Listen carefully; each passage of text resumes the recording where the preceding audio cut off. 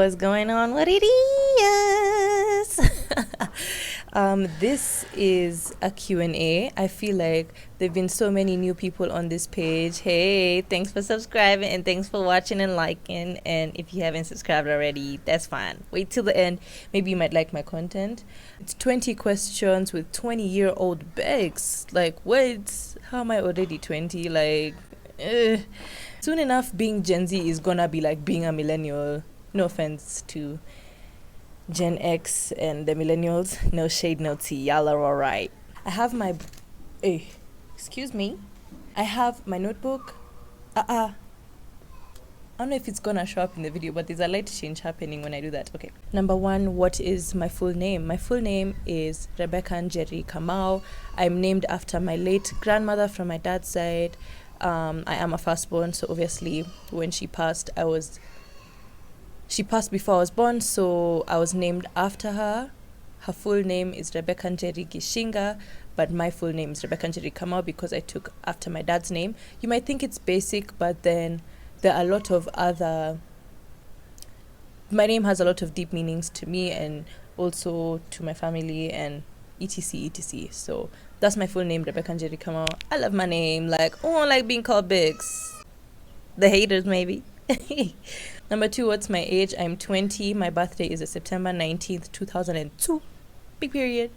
I turned 20 last year, so this year I'm turning 21. What? Crazy. 3, what do? I am a full-time uni student at Daystar University.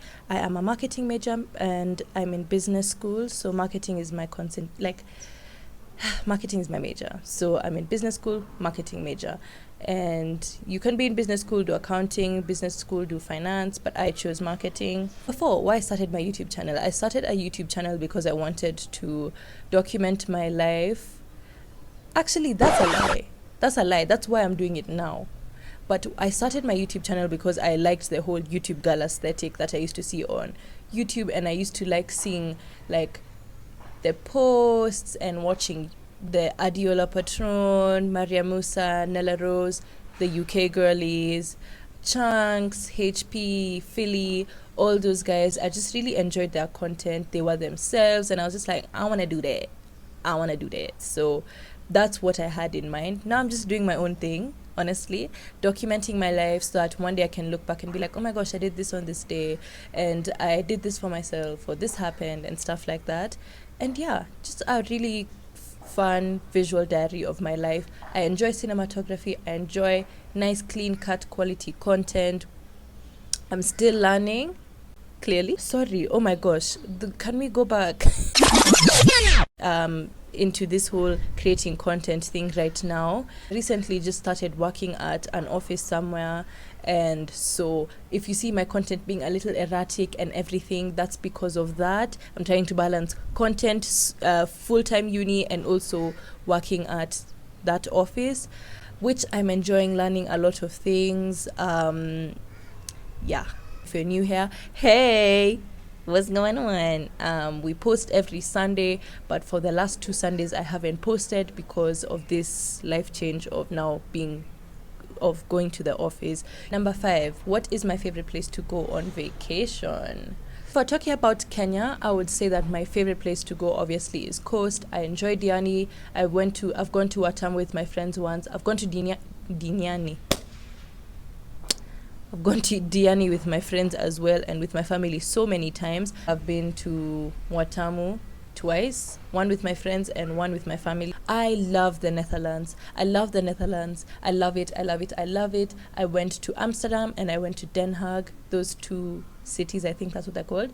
And just thinking about it, I wish we spent more time in Amsterdam though, because Den Haag is really countryside and everything, but Amsterdam is a really tourist type city, and it was so amazing, and I would go back in a heartbeat, even though it's cold. Like, I wish I could insert some footage. So me and Abigail were left by our bus in the morning. So it's drizzling and we have to check her bike. I'm honestly kind of excited. The weather is normally like this anyway, so I didn't expect anything different. Here she is even. Yeah. Next question, which I think now is number 7, because I've done my favorite place and how many countries I've been to. So 7. If we count in Africa as well, 8, because I've been to Uganda. I actually lived there when I was younger. What was your favorite childhood toy? My favorite childhood toy, I think the one I remember, I don't remember my childhood very vividly, but I think my favorite childhood toy was strawberry shortcake. I remember it so vividly because I wanted that doll so bad. Like, I was like, this is the doll I want, this is the doll I want. And obviously, you know, kids are dumb. Like, I think I was dumb because I used to just say stuff and then I forget that I've said it. So I think I told my mom that I wanted the doll, and then I removed my tooth, like the tooth, you know, the whole removed tooth fairy type thing. My mom was a tooth fairy. Thanks, Joyce.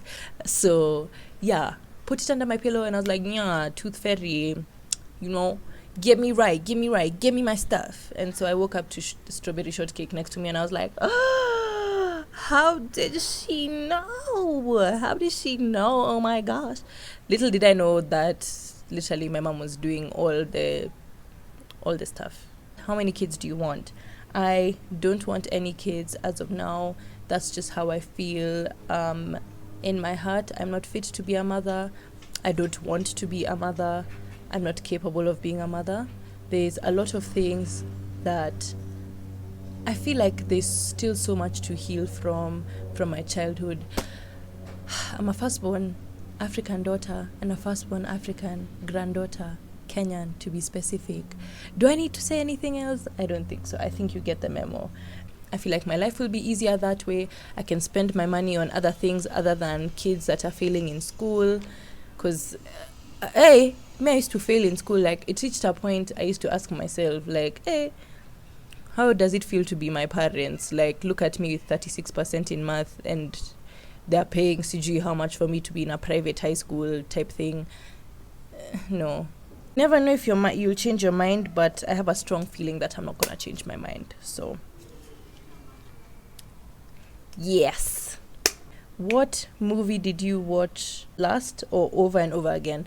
I constantly watch Woman King. Like, I will watch Woman King 10 times in a day and never get bored. Like, I will watch Woman King.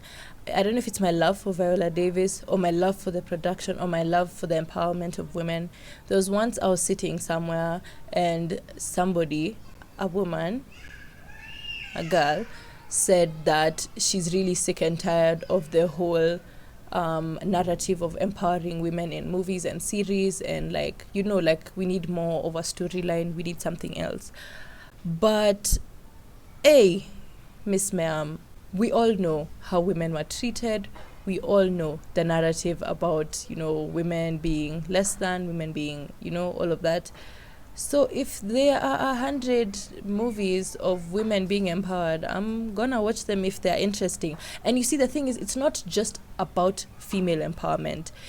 The movie is interesting.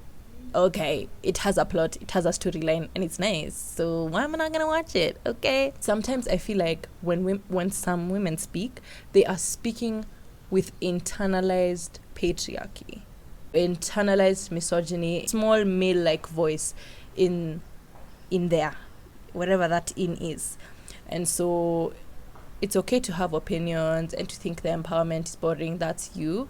But ask yourself, are those your thoughts, or are those the small male-like voice inside's thoughts? Ask yourself that. Okay, just ask yourself. My celebrity crush, Viola Davis, today, tomorrow, next week. I don't really have this male crush that's so amazing. No thanks. I just really, really love Viola Davis. This is my biggest fear. Oof. I'd say I have 2 biggest fears, or maybe 3. But I'll start with the main one. My one biggest fear, very rational for me, and I can feel it. I can feel that fear physically, is probably the fear of death, the fear of dying, the fear of my loved ones dying, the fear of the people around me dying, the fear of me dying. How am I going to die? When am I going to die? Is it now? Is it tomorrow? Is it next week? Is it a month from now? Second, will I have achieved everything that I needed to, everything that I wanted to, my heart's deepest desires, whether superficial, whether material, whether spiritual, like, will I have achieved what I wanted to by the time God says, your time is up, girl, your time is up. How many pets do you want? Let me tell you something. One day, I believe I'm going to have a really, really big ranch. In the middle of nowhere, and I don't mean these scary movie ranches that have the really thick forests so that the stalkers can do what they do. I don't mean that. I mean a really big open ranch with horses and cattle and not the ones that are eaten. Sio ng'ombe ya kukula, those cute fluffy cows. You know what I mean? Yeah. And domesticated animals. What was the question even? Look at me. This is how people fail exam. You're just answering your own questions. Anyway. How many pets do you want? I want very many pets. And I mostly want dogs. I want so many dogs. Different breeds. Just to give them the life that they truly deserve. Because in my opinion, dogs deserve more than humans do. That's just my opinion. Shoot me, snatch my hair. What is my dream job? Hey! I don't have a dream job. But my dream life is to travel the world. And hopefully by the time I die, I've gone to like 150 countries. Yeah, that's my dream. And somehow, some way, I'm gonna achieve it. You watch. I don't know how, but you watch. What are some things that I strongly believe in? Ooh. One, God, obviously. Number two, delusionality is something I truly believe in. Delusionality will take you far. I've told you. Kautaki, just stay. If you don't want to hear me, that's cool, that's you do you. Something else I believe in is dreams and the power of words. When I talk about manifestation, the power of words, and I talk about dreams, your dreams, the ones you want to pursue, the ones that you will achieve if, God permits, I talk about my dreams and manifestations and the power of words in light of God. I don't talk about it in light of, the universe will do this for me type thing. No. I'm talking about manifestation and the power of words in terms of God will do it for me somehow. I don't know how. I don't know why. I just know it's going to happen. Where do you want to be in 10 years? Oh, where do I want to be in 10 years? In 10 years, I'm going to be 30. Dear 30-year-old Rebecca, if God keeps you around that long, I think you will be possibly married, no kids, traveling every single month to a destination of your choice because the money flowing, big purr. I think you will have found your purpose, whatever that is, even if it's something that's like people would think is dumb. And I think you will be content with life. I think you'll be content with life and where you are and the decisions that you've made leading up to the age that you're at. Hopefully if I'm working, not too tight of a corporate job because I'm trying to be out the country. Okay, I'm trying to be catching flights and not feelings. Thank you. So yeah, that's where I think 30-year-old me will be. Yeah. Oh, what? This is my own handwriting. I'm struggling to read. Where do you want to retire? I want to retire here in Kenya, maybe in Coast. I don't know actually. I'm not really sure because I don't know if I want to retire in this country or not. That's something to think about. That's something to be seen. We'll just have to wait and see. Hopefully I retire by the time I'm 40. 9 to 5 past 40 is... I don't want it, but if it happens, whatever. Are you an extrovert or an introvert? That is a really good question. I am both. I am both an introvert and an extrovert, and that is what we call an ambivert.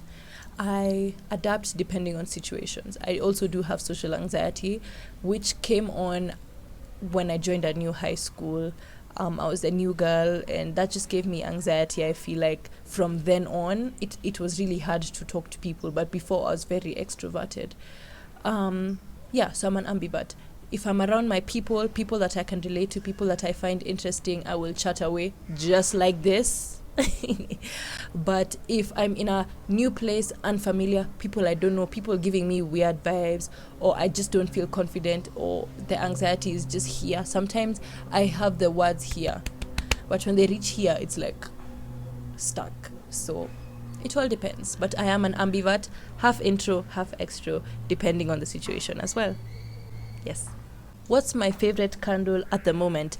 My favorite candle is a candle that I got in H&M. Vanilla, it has cinnamon, it has sweet caramel. If you haven't watched one of my visual diaries, I think it was the second last visual diary, then you should check it out. You'll see the candle. It's red, it's beautiful, smells divine without even lighting it. It smells amazing. Amazing, amazing, amazing. Just in case you wanted to get to know me, hey to all the new subscribers and all the people who are new as well watching this video. I hope you have a good day, a good week, a good month, a good year. Only good things are coming. Only good things are coming.